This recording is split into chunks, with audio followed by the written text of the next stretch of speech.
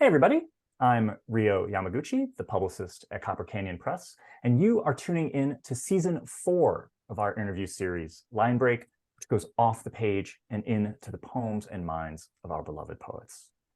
We've had so much fun over these seasons, hearing poems, talking about writing, books, life. It's been one of the favorite things we do at the press. So friends, for season 4, a format change. For this season, we are doing some close reads. Each episode will focus on either a single poem or a single topic, wandering away, returning, and wandering away again along all the little paths we simply can't resist. The episodes will probably be a little tighter, a little shorter, but we can't say for sure. Thanks for joining us. So there are certain kinds of poems for me that really exist in and never really seem to leave wonder. These are poems that begin in vulnerability, which is really receptiveness, and they don't quite know in which direction they are headed. Many take place in nature. Often they affirm, but not always. Poems can also be in wonder of the dark, of what hurts, of the ways we are cruel. Many poems in Maurice Manning's Snake Doctor live in wonder, and I love reading them so much. They relax me at the same time as they energize, coddle as they open up. What's most interesting, though, is how they articulate. Wonder sometimes is speechless. It simply cannot be described. But in a Maurice Manning poem, it is description itself that is a form of wonder.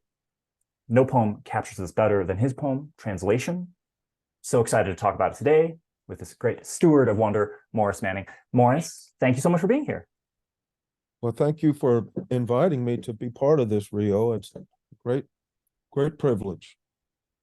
No, I've been really excited to talk about this. I love the book so much. I should do my job here and show it off here, Snake Doctor. I think it came out really beautifully, marvelously. It's been really fun to, I don't know, live with the poems, walk around with them and things. One thing, it's Friday for folks who don't know. We're Friday morning here. I think it's always a good energy. And actually, one way I kind of want to kick this off, when I've been spending so much time in these poems, is to ask you about your week, see how your week has been. In particular, I'm kind of curious if you might be able to find, as you reflect back on the week, a moment that you were really perplexed, or something that, a moment of perplexity for you, maybe just this past week. So let's start with that question. Well,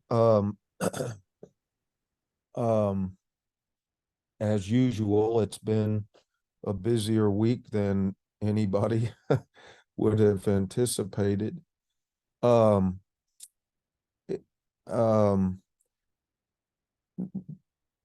got a British fiction writer friend named Jeremy Gavron, and for the last couple of years, he and his wife have been in the U.S.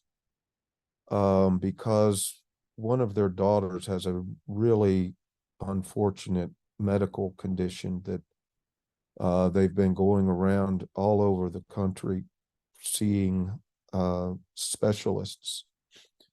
And we began this exchange over the summer, beginning in July, of writing haiku to each other every day. And so started out, I sent a haiku to him. My pledge was I would do it every day for 30 days, and we'll see what happens. Well, after about 4 days, he started writing back. And we've now exchanged hundreds of haiku. To top things off, he recently had to endure open heart surgery. And so part of last week he was laid up with that, and wasn't able to respond. But beginning Monday this week, he wrote back, and that's been really powerful. And sometimes the stanzas we exchange are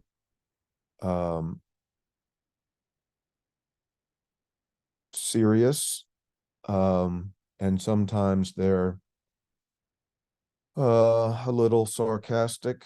He's tired of this ordeal that he and his daughter have had to endure. And some point some point this fall, we began. He happens to be Jewish, and we happen to have a rooster whose name is Yahweh, and so now we're flirting with this notion of a rooster god, who is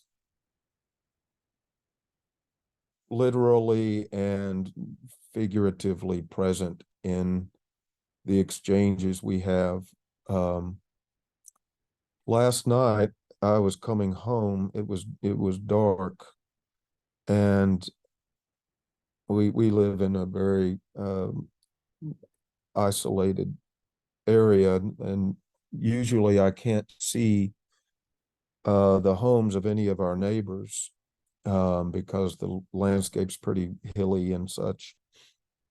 Last night coming home, I saw a house on fire over the hill from us, and it was, a horrible, just everything was in flames. And so you know, the volunteer fire people were there, but obviously it was too late to really save the structure. Um, and who knows how to respond to something like that. It's an awful thing to see, and you start worrying about your neighbors. And so I wrote one of my haiku stanzas last night after seeing that, and let me see if I can remember what I wrote.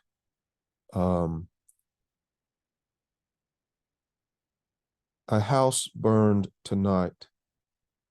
Yahweh held his tongue and kept to the coop. That may not be exactly how it went, but it's pretty close. So yeah, there's a summary of the week. That's incredible. As I'm constellating all of these features, but of course, I don't know. I mean, with hope and sensitivity and respect, and hope that everyone's okay with the burning house, and knowing that that's just, I mean, an utter devastation. I also see it kind of symbolically. I mean, this visitation, just like the appearance of a new rooster god, and that kind of thing in the week, and all as accompaniments to this sense of healing, of trying or frustration, with this ordeal. And I don't know that there's a perfect answer to all of those things, but hearing you describe it all, they all seem necessary to each other, I think, in a way. I don't know. Yeah. Well, I think you're, as I've anticipated our conversation, I've been thinking about, along the lines of what you just said. Is there an answer for these life challenges and world challenges? And if there is an answer, it's not an easy one to pin down or articulate, but I think that that's partly what we have poetry for. Yeah. A poem isn't going to solve a problem or create healing, but it can maybe point the way to something like restoration of some kind of Hmm. order. Hmm. Yeah. I love that. I think, and I mean, I'm thinking of course, I'm thinking of this project of the correspondence of haiku, and at Copper Canyon, we've been so lucky to have projects like Braided Creek and things like this that have been poetry correspondences. Mhm. Um, I love the word restoration, though. I've been talking a lot with young folks over the last week, asking them questions about what poetry does for them, and I hear the word transformation a lot in this, and that a Mhm. poem can transform you. But I think restoration is maybe a specific version of that in a way, and I don't know. I'm going to sit with that for a little bit. I think that's a generous. I think it's a generous word that also allows for indeterminacies and things, you know. Mhm. But Mhm. you talking about this power of poetry and restoration, and also as getting at something that can't be described, the ineffable. I think this is all a really good introduction. Actually, I'd love to talk about this poem translation, and so I wonder, do you think you could read it for us now? Would that sound good? Yeah, sure. Certainly, certainly. Translation. So I came out of my rainy bower, covered with white petals dropped from a tree. My people, long ago, whose milky eyes I still can see, would have said I had a God's plenty of petals on me, an expression I liked to hear as a boy because I knew it pointed out the obvious only to make it just like that, completely something else. But those people are gone away from the world, so I had to say it myself, the God's plenty of petals that fell when the little rain came down, and I happened to be under the tree. I have no idea what plenty is to God, but it riddles my heart to know that someone thought about it once, probably after a day's work when he was staring at a lantern or sitting on a porch to watch the stars enumerate themselves and struggling to find the words to catch it all, then finding them. Yeah, it's such a lovely poem, and well, I have so many things I could say about it. Part of me wants to talk about its formal qualities. I think a lot of your work has a very kind of beautiful. It's not, if not an iambic kind of quality to it, something that has echoes of an old style.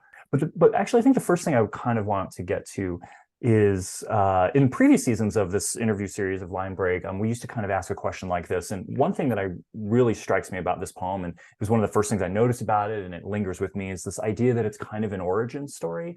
It's the origin story of this turn of phrase, but it's also an origin story of a wonder at language, at what language can do. And so, I kind of want to ask you, like, I think it is you in this poem, who's kind of considering, you know, a God's plenty and the joy of that phrase and how it can say this thing. And so, I'm kind of curious if you can go all the way back to when you were a young boy, and like when you first encountered, if not poetry, the power of language, or the power of art at all, when you recognized yourself in it, when you found that it had agency over you, something like that. An origin story for your own interaction with language. Yeah.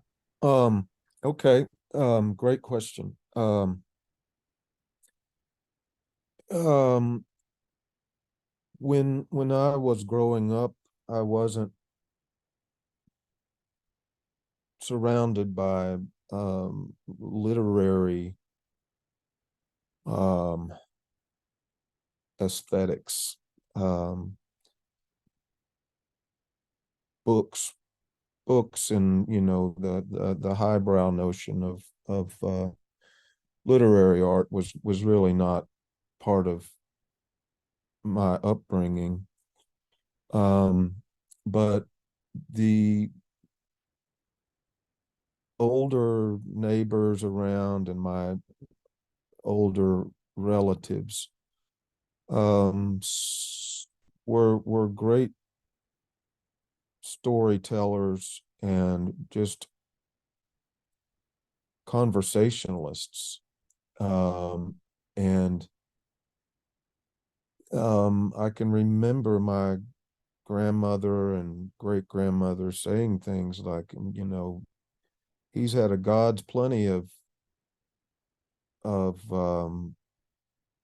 troubles or something like that. So a God's plenty um, could could have negative connotations as well. And as a boy, I remember, of course, I wouldn't have been able to use these terms then, but like being really fascinated by these particular uses of language, of God's plenty, and thinking, what is that? Does God have plenty? And just kind of being a little bit, more than a little bit, mesmerized by this phrase that seemed to have a literal use as well as a figurative use. And so it was like, I can now look back and say, this kind of language is living metaphor. And nobody used the word metaphor when I was growing up. I didn't know what the word was, or never encountered it. But I've in the many years since, I've really been grateful for just being in earshot, literally, of language that is composed of living metaphors. And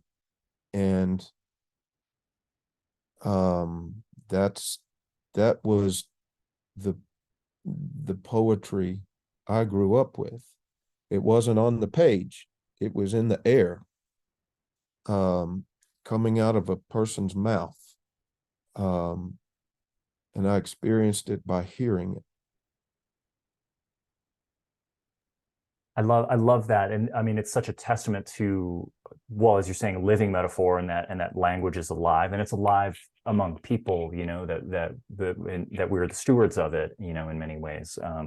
And yeah, and metaphor, it's funny to think of metaphor as maybe a fancy word, for this now. And I love that idea. I mean, one thing that I think is so successful about this poem is that it really is about metaphor. I mean, it gets you, it's so directly about it. And thinking about form and things, I mean, I've been trying to think of words that kind of describe, I think, your prosody and your style. And some of it's like maybe it's discursive, or or it has a deductive kind of quality, following along a path of logic and things. And I think, in this case, about writing itself, and bringing it in.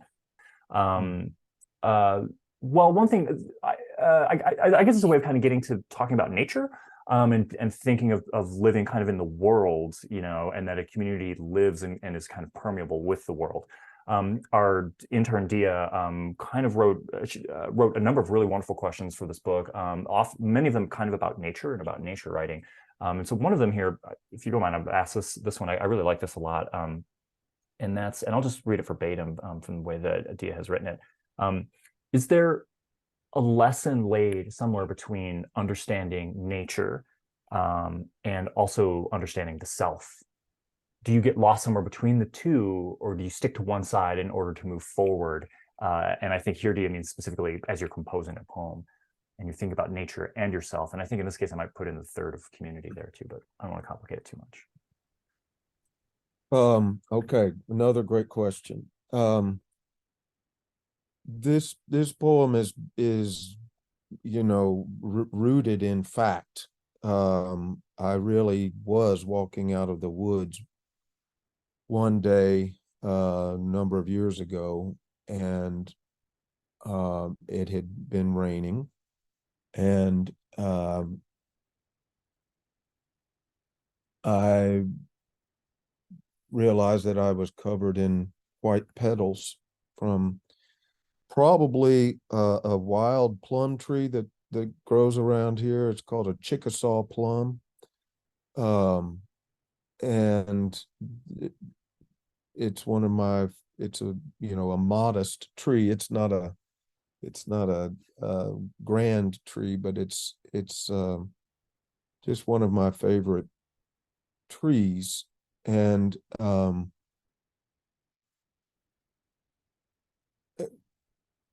I've been fortunate to have a lot of time spent in the woods.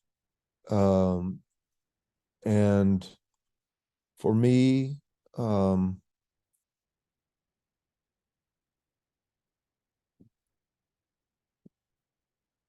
going into the woods and belonging to my apprehension of nature,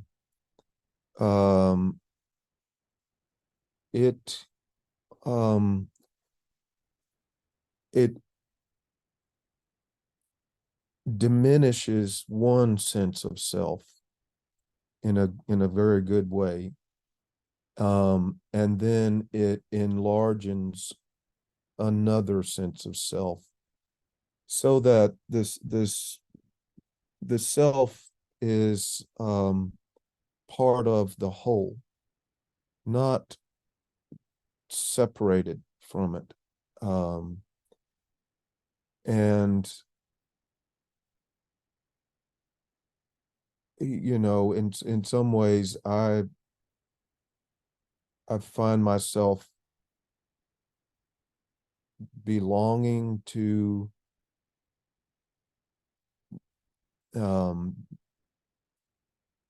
nature,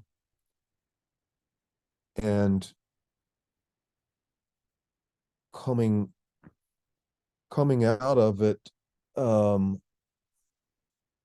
to go back to a previous word we've used, restored, and not restored to myself, but restored to the kinship with all living things, and to feel alive in the way that a tree is alive.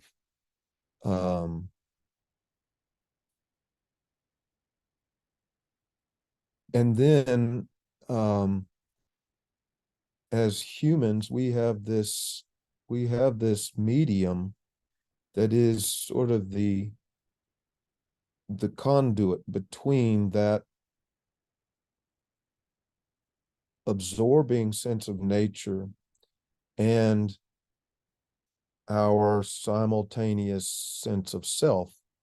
And that conduit is language, for me. And so I think part of my effort is to have the poem just be that connector between the completely interdependent and whole sense of nature and the inevitable sense of self.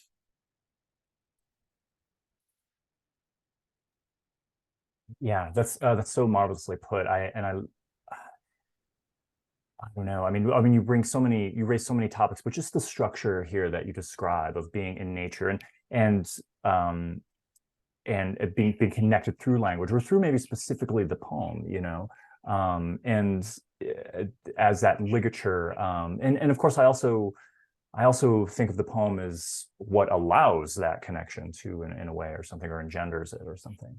Um, yeah, that's really beautifully, I don't know, really beautifully put, I think. And well, maybe this brings us to kind of a good resting point to think through these things. And I don't know, would you be up for maybe reading the poem one more time and we can kind of hear it in a new light, following some of this conversation? Like, Would you mind if I read a different poem? oh, yeah, that would be wonderful. Yeah. Just because it's a poem called Randy Woodred, um, which is on page 33. Yeah, yeah, I know And this. Yeah. it is relevant to what we've just been talking about. So I'll try a little show and tell. This Yeah, is this is great.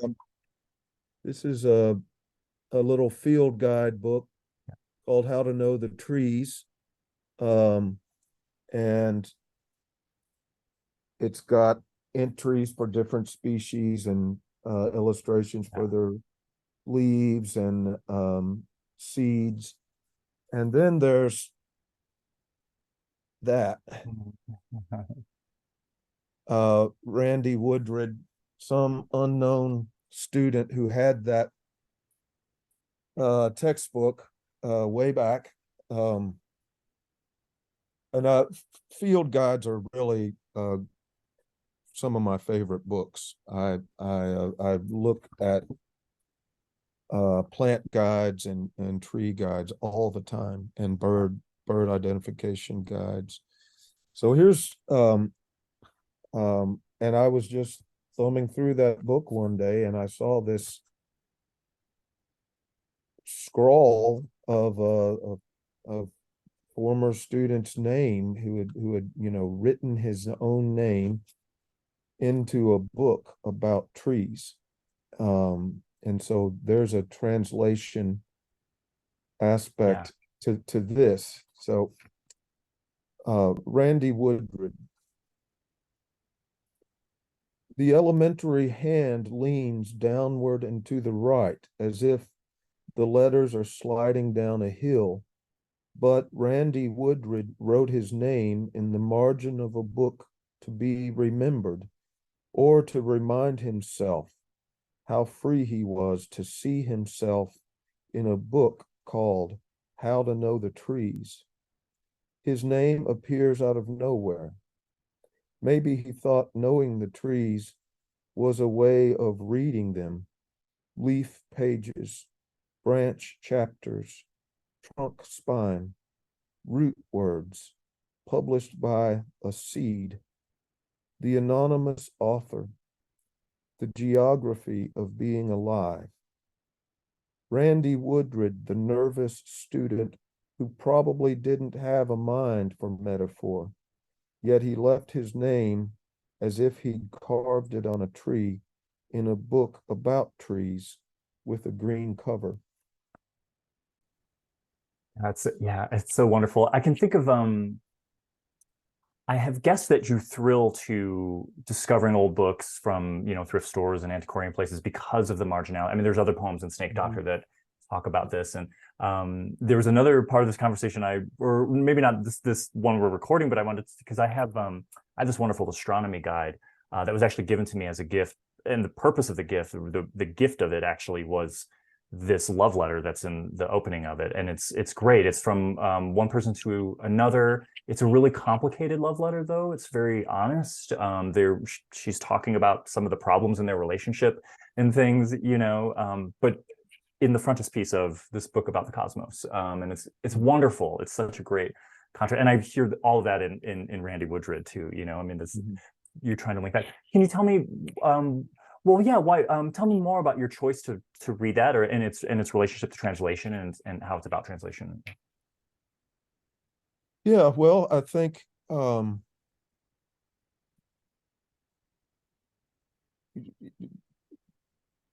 of the themes, I guess, of Snake Doctor is to reflect on my eclectic reading experiences, and the wonderful discovery of you're reading what's on the page, but then if you've got a used book, there's very often marginalia, and all of a sudden you're reading another reader's experience of what's on the page, and that kind of continuity is really exciting to me, and it's I view it as a kind of metaphor for reading the woods, and or reading the world, that's not on a page, but treating this experience of being in the woods, especially, as being in a book, one that you can read, but then one that reads you, in a reciprocal fashion. And that interplay is largely what this book is about. In some ways very clearly pointed out, but in other poems, it's of course, a little more subtle. But that takes me back to the idea of translation. We encounter things in life, whether it's in the woods or seeing a house burning, and we translate those experiences into some kind of meaning, and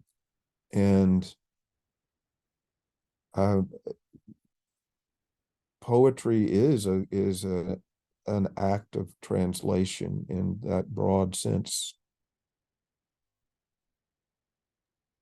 Yeah, absolutely. And I'm feeling this so much in the middle of this very conversation, and thinking, I mean, I'll use the word constellating, maybe, that this, I have Randy Woodred and the Field Guide and the Astronomy Guide and the House That's on Fire and the Rooster God, and all of this is in part of, well, going back to what you said before, I think maybe my main takeaway is this idea of living metaphor, of language as being alive, and I in the dynamic that I'm also hearing you say of reading and also being read, and that relationship.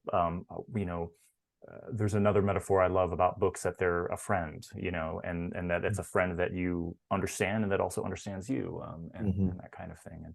And you extrapolate this to nature, of course, too. But I think all of this is very harmonious, and it feels necessary, to each other. Like, yeah.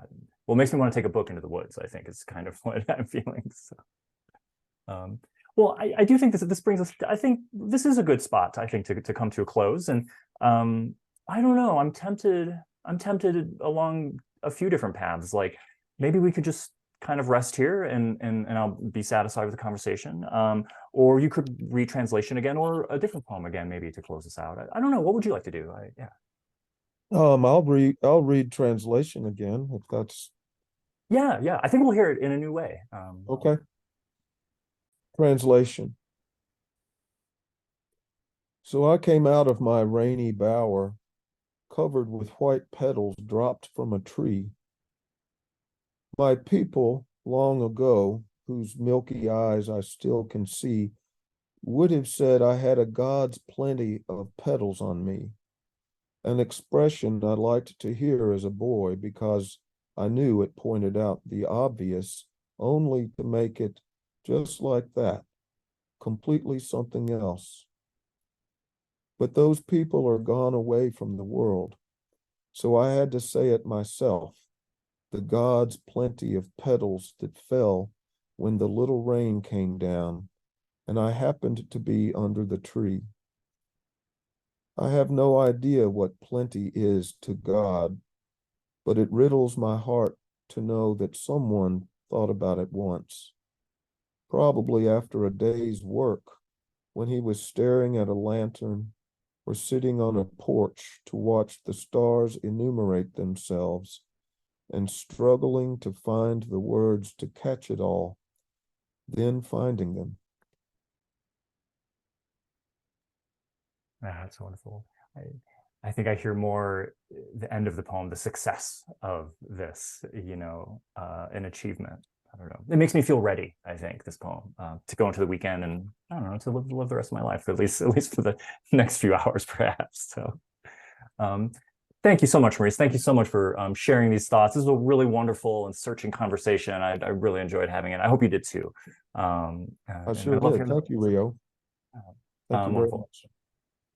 Well, and thank you all out there tuning into Line Break. We so enjoy conducting these conversations, and we hope that you find as much as you can in them. We find so much in them. So, and we'll see you for the next episode. Thanks, everyone.